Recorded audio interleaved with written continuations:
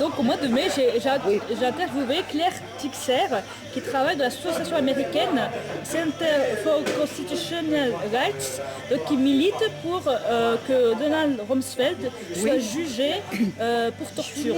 D'accord.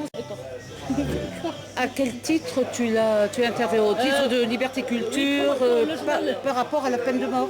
Non, Ou par rapport à... sur la question de Rumsfeld. Là? Question de la torture. D'accord, Voilà. bien. Je l'ai interviewé pour le journal. D'accord, Donc vas-y. je lui avais posé comme question quel avait l'impact la campagne de cette association américaine aux États-Unis. Donc elle a répondu qu'Obama a annoncé la fermeture de Guantanamo. Pour nous, c'est une victoire. La répudiation de toute torture qui est contraire au droit international. On s'en réjouit et on espère que ça ne soit pas symbolique. Tout auteur de crime doit être poursuivi.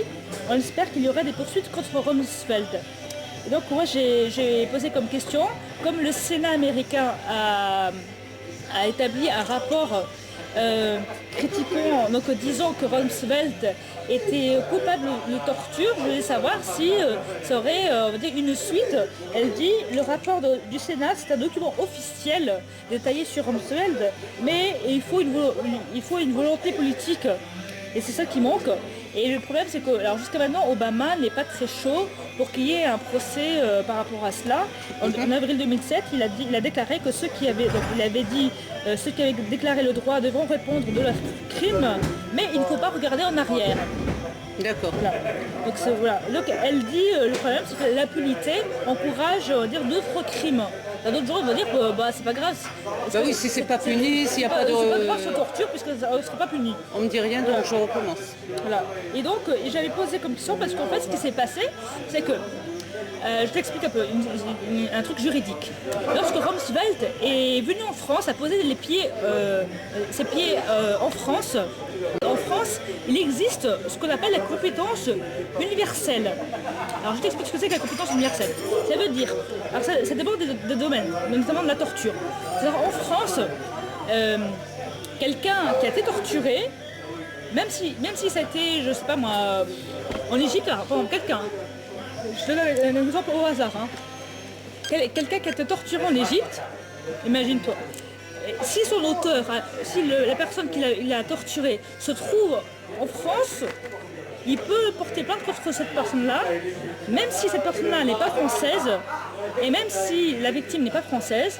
Et même qu'elle est sur le territoire français, oui, elle peut être jugée. Oui, et même si la torture n'a pas eu lieu en France. En s'appuyant sur quel... Ça s'appelle la compétence universelle. Mais on s'appuie sur quel droit? En disant que la torture, c'est interdit par le droit international. Et le tribunal, il est français?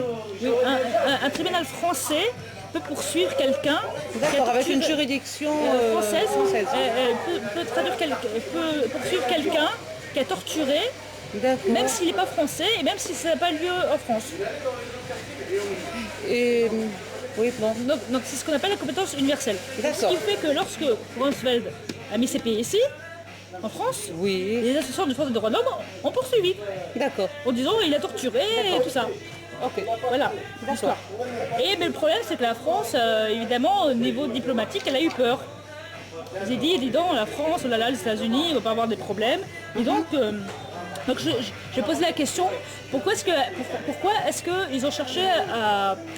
pourquoi est-ce qu'ils ont poursuivi Rumsfeld en France? Alors, donc pourquoi est-ce qu'on le poursuit en France? Elle explique qu'elle privilégie la justice américaine, ce qui est normal, mais que donc elle dit nous nous basons sur la compétence universelle pour poursuivre Rumsfeld dans d'autres pays. Donc ils ont fait ça en Allemagne, en Espagne, et c'est une façon aussi de sensibiliser l'opinion publique. C'est valable dans d'autres pays donc? Oui, l'Allemagne, en Belgique, en Espagne. D'accord. Voilà. Et quels sont les pays où c'est pas valable? Je sais pas, je peux pas le dire. Je sais où c'est possible. D'accord. Voilà. Et donc, pourquoi est-ce qu'elle fait ça? C'est parce que c'est pour les victimes, voilà, pour que les victimes le droit aux victimes, voilà. Donc, donc je pense que c'est une campagne intéressante à faire. Bien sûr. Voilà. Tu peux me rappeler la date? Tu l'as interviewé quand, cette personne? Au mois de mai. D'accord. D'accord. Voilà. Comment tu as été amené à Parce qu'en fait, je connaissais. Moi, je connais très bien la Fédération internationale des ligues des droits de l'homme, Oui. qui regroupe toutes les ligues dans le monde. Oui. Et cette fédération soutient cette campagne-là, en fait. Elle soutient cette campagne-là. Et moi, c'était quelque chose qui m'intéressait parce que c'est une question dont on ne parle pas, dont on... Bien sûr. Et donc je les ai appelés et c'est eux qui m'ont transmis le contact de cette personne-là, en fait. Très bien. Voilà. Ok. Et moi c'est bien parce que j'ai trouvé des sites américains d'information contre la peine de mort. Donc alors deux informations. La première chose, vous avez entendu parler peut-être à l'Ohio en fait, ils n'arrivaient pas à exécuter un type. Ils ne trouvaient pas sa veine, ils n'arrivaient pas à l'exécuter. Ça marchait pas. Et parce que Ils ne trouvaient pas quoi? sa veine pour l'exécuter. Ah oui, d'accord, parce que c'est pas... Voilà. Alors en fait, c'est pas très joli ce que je veux dire, mais en fait aux États-Unis, la peine de mort en fait, aujourd'hui, c'est pour comprendre ce que je vais dire après. Normalement, c'est trois injections en fait. Oui. La première c'est pour endormir, la deuxième c'est pour Détendre. Le cœur. Non, la deuxième c'est pour les poumons, pour arrêter les poumons, Ouais. et le troisième c'est pour le cœur. Voilà. Sachant que la deuxième injection, normalement c'est interdit aux animaux. Oui.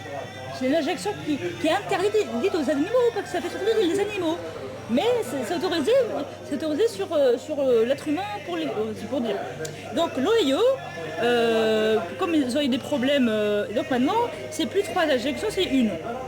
Ils remplacent l'Ohio et suite à cette histoire-là, ils remplacent les 3 injections par une et ils utilisent le même produit qu'on utilise pour euthanasier les animaux. Voilà. C'est pas, tu vois, c'est un sacré truc quand même. Hein. Aïe. Et un truc vachement intéressant, c'est Washington, en fait, il y a un article qui, je le dis en plus parce que ça résume bien l'esprit aux États-Unis sur la peine de mort. En fait, c'est un article qui explique combien coûte la peine de mort. En fait, sur l'État de Washington, en fait, il y a 8 hommes qui sont dans le couloir de la mort et il n'y a pas eu d'exécution depuis 2001. Et voilà. Et donc en fait, ils ont fait un compte. Ils se sont rendus compte que la peine de mort, c'est combien ça, enfin, ça coûte en fait 4000 $, et plus 100 000 pour l'exécution. L'exécution coûte 100 000 $.